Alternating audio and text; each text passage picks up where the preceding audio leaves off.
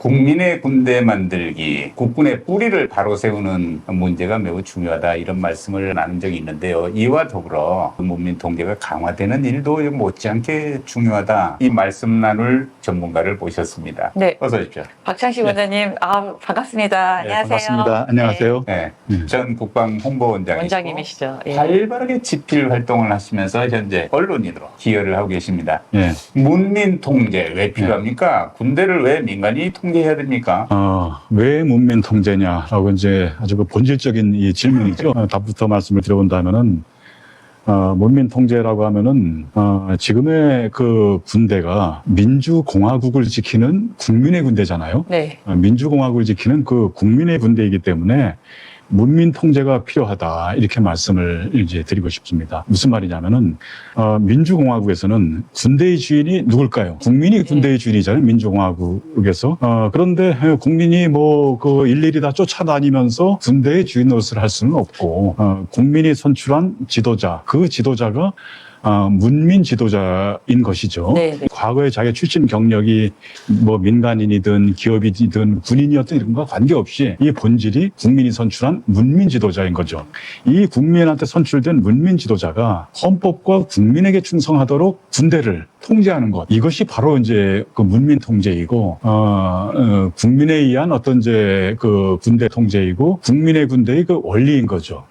예, 그래서 원리를 설명드리면 그렇게 설명드릴 수 있겠고요. 그런데 이제 우리가 예. 지금 문민 통제가 강화돼야 된다고 예. 말씀하는 거는 예. 문민 통제가 이루어지고 있는데 예. 좀 미흡하다는 것을 전제로 지금 예. 얘기해요. 예. 대통령이 문민 출신의 대통령이 예. 국군을 통수하면서 예. 지휘하게 돼 있고 또 국회의 역할도 국방비를 심의 의결하거나 예. 국정감사를 하거나 또 파병 시에 승인을 하거나 군사작전도 중요한 것도 승인의 대상이기도 하고 이렇게 국민의 예. 통제가 이루어지고 있는 거죠. 예. 예. 그런데 이걸 강화하자는 얘기 뭐가 예. 잘못됐다는 겁니까? 이게 그 이제 세부적인 현장의 얘기로 들어가기 전 단계로요.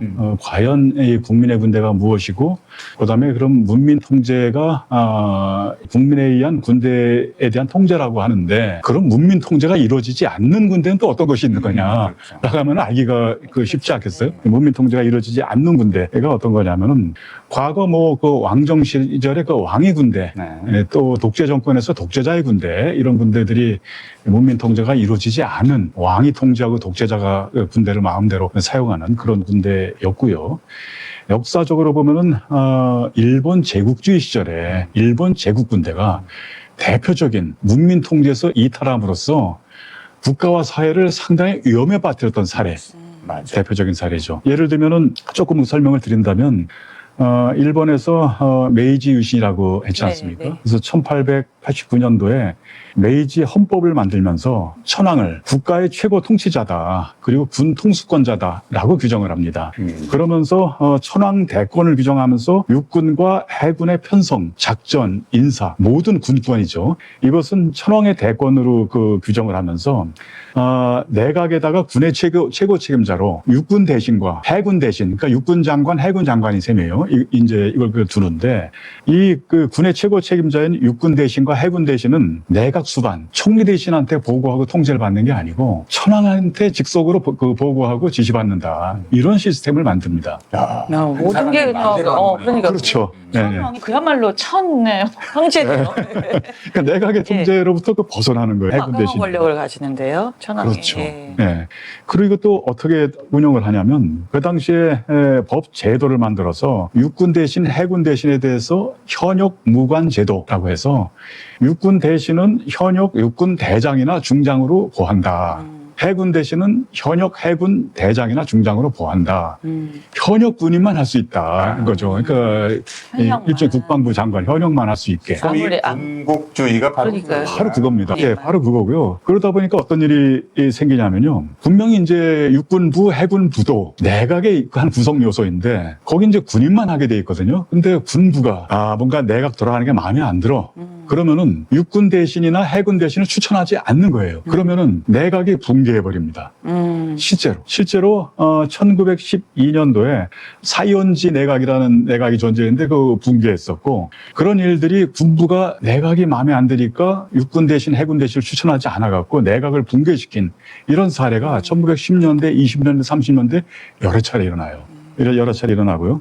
그러면서 결국은 나중에 이제 만주사변, 중일전쟁, 태평양전쟁까지 갔잖아요.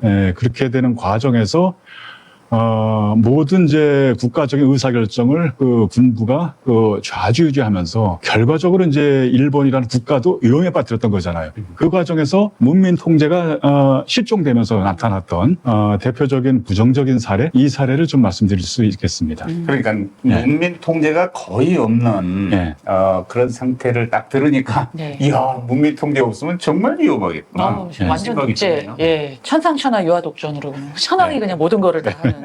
그러니까 물론 그 군국주의, 일본의 군국주의는 가장 극단적인 그렇죠. 경우를 네. 예로 네, 드신 그렇죠. 거겠지만, 그렇죠. 야, 이게 군에 대한 문민 통제가 이루어지지 않으면 이게 국가가 완전히 망가지고 인권이 유린되고 그쵸, 예.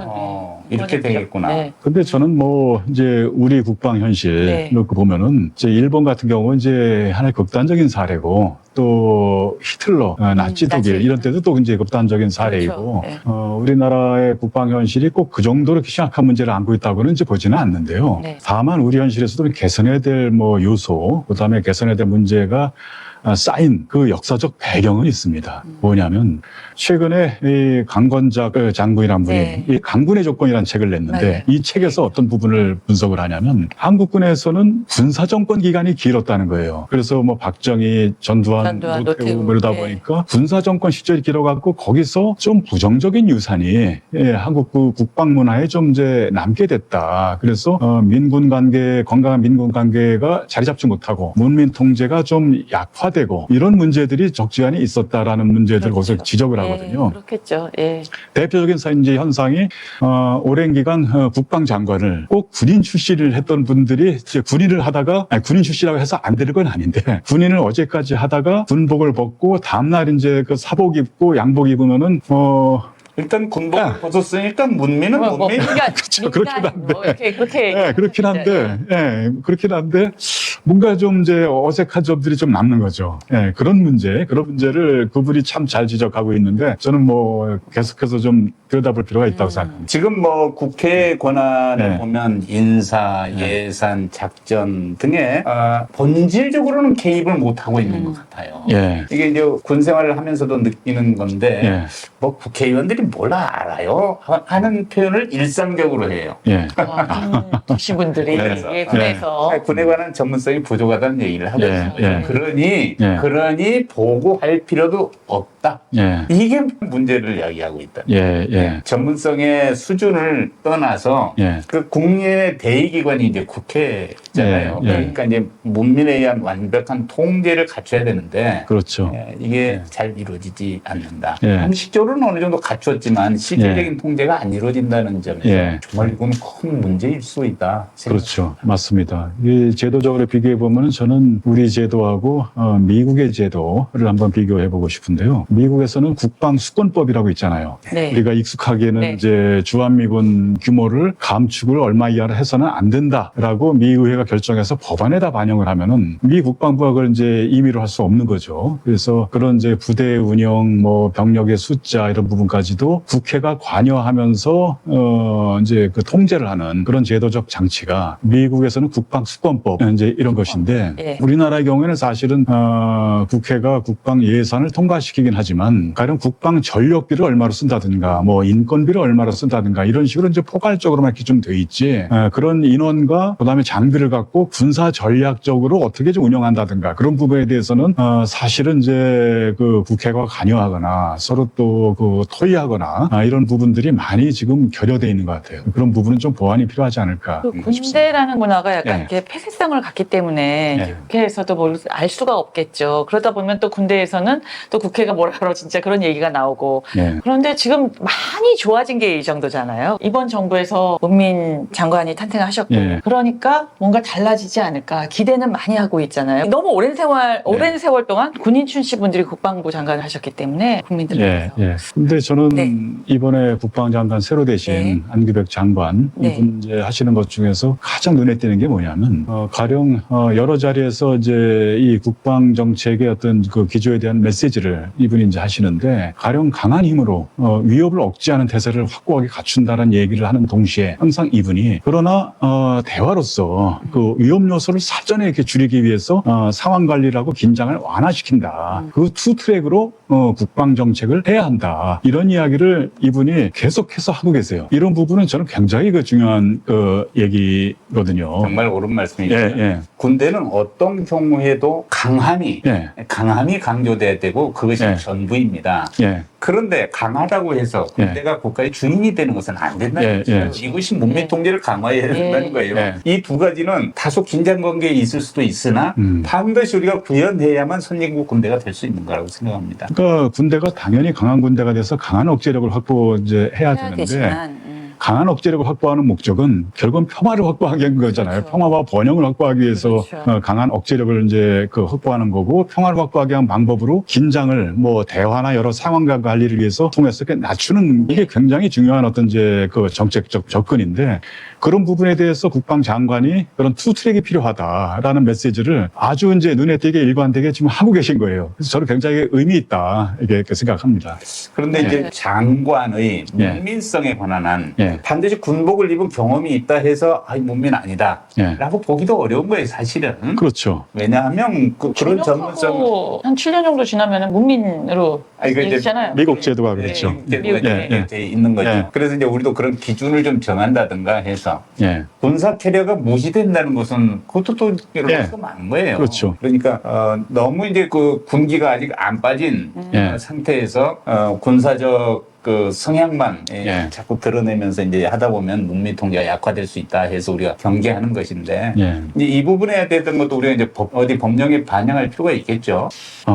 그게 가령 이제 그 미국 같은 경우는 현역 군인을 곧바로 국방장관에 임명할 수 없도록 하고 군인 출신이 장관에 임명되려면은 7년을 경과해야 된다. 이제 그런 조항을 두고 있고, 그래서 기본적으로는 사실은 이제 군인들이 바로 그 장관이 될 수 없도록 하고 특별히 예외적으로 바로 좀 이 사람 좀 시켜야 되겠다라고 하면은 의회에 특별히 요청해서 그 승인을 구하는 이제 그런 절차로 하는 방법이 있기도 한데요. 그런 사례를 참고해서 우리의 경우도 이제 그 법령이나 제도에 이런 부분들은 이제 반영을 해나가야 될 텐데 중요한 거는 사실은 우리가 문민국방부 그 장관 이런 부분을 거의 64년 만에 하고 안 하다가 지금 하다 보니까 이 컨셉이라든가 개념이 좀 이제 명료하지 않은 데가 매우 많아요. 그래서 이 국방부 장관은 무슨 일을 해야 되고 또 군대는 또 무슨 일을 해야 되고 그다음 국방부 조직과 군대는 또 각각 어떻게 다르고 이런 부분에 관한 이제 개념 정립을 해야 될 과제들이 많이 있는 것 같은데 그런 것에 관한 활발한 공론화나 토의가 좀 많이 필요할 것 같습니다. 맞아요. 그래서 그런 토의를 거쳐서 이제 법령과 제도에 반영하는 것은 그 다음 단계로 좀 할 필요가 있지 않을까 싶네요.